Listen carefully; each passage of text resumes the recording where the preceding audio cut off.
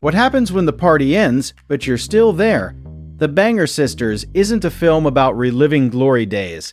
It's a quiet, often painful excavation of what remains when the music fades and the crowd disperses.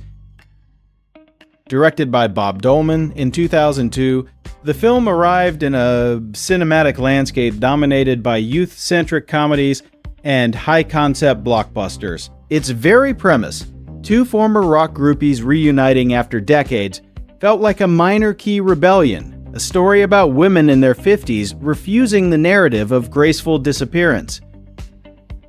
The production itself was a testament to persistence. The script, by Dolman, languished for years, deemed too small or too niche by major studios. It was Goldie Hawn's passion for the material that finally greenlit the project.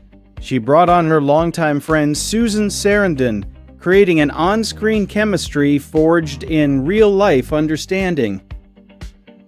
This wasn't a film shot on sound stages with perfect lighting. Cinematographer Carl Walter Lindenlaub used a naturalistic, almost documentary-like approach in the Arizona locations. The sun bleaches the frame, the heat feels palpable. The visual language mirrors the character's exposure. There's nowhere to hide in this harsh, beautiful light. At its core, the film is a study in constructed identities. Lavinia, played by Sarandon, has built a fortress of suburban respectability, a successful husband, architect-designed home, poised daughters. Suzette, Hawn's character, has clung to the ghost of her former self. A walking relic in leopard print and platform boots, their reunion isn't a celebration. It's a collision. Lavinia's perfect world is a performance, a life curated to erase the wild, sexually liberated banger of her youth. Suzette's arrival is less a nostalgic visit and more an archaeological dig, unearthing a buried self Lavinia thought she had safely entombed. The film's most insightful tension lies in its refusal to judge either path. Lavinia's assimilation isn't portrayed as betrayal, but as survival.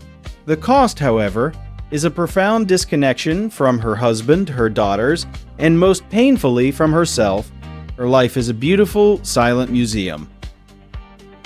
Suzette, conversely, represents a different kind of cost. By refusing to adapt, she exists in a state of perpetual suspension. Her life is a series of temporary rooms and dwindling resources. Her identity is a costume she can't take off, trapping her as firmly as Lavinia's tailored suits. Enter Harry Plummer, Geoffrey Rush's neurotic, aspiring writer.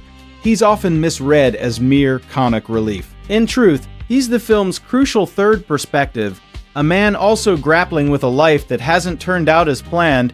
His obsession with capturing authentic experience mirrors the women's journey to reclaim theirs. The film's pivotal scene isn't a dramatic confession, but a quiet moment in a hotel room. Lavinia, finally loosened by alcohol and memory, admits she misses knowing what to want. It's a devastating line. Her current life offers security, but has annihilated desire itself. She has everything and feels nothing. Dolman subtly explores the gendered nature of this midlife reckoning.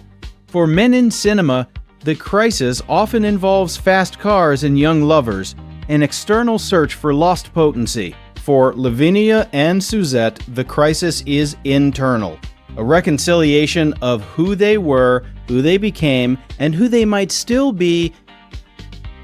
The famous breaking into the record vault sequence is metaphor in action. It's not about stealing memorabilia, it's a literal breaking and entering into a sealed past. The dust-covered albums are more than objects. They are evidence that their youthful selves existed, that the adventures were real. The conclusion is masterfully ambiguous. There is no grand return to the road, no simplistic rejection of domesticity. Lavinia doesn't leave her family. Instead, she brings a piece of her reclaimed self back into the fold. The leopard print scarf tucked under her blazer. It's an integration, not an escape. Suzette's arc concludes with a different kind of peace. She lets go of the desperate grip on her banger persona, symbolized by giving away the prized memorabilia. She steps into an unknown future, not as a relic, but as a woman finally present in her own life. The Banger Sisters endures not as a raucous comedy, but as a poignant, atmospheric character piece. It understands that aging, particularly for women, is a complex negotiation between memory and reality, freedom and responsibility, the self you were and the self you must become. In its final moments, as the two women drive away from each other, there's no triumphant music.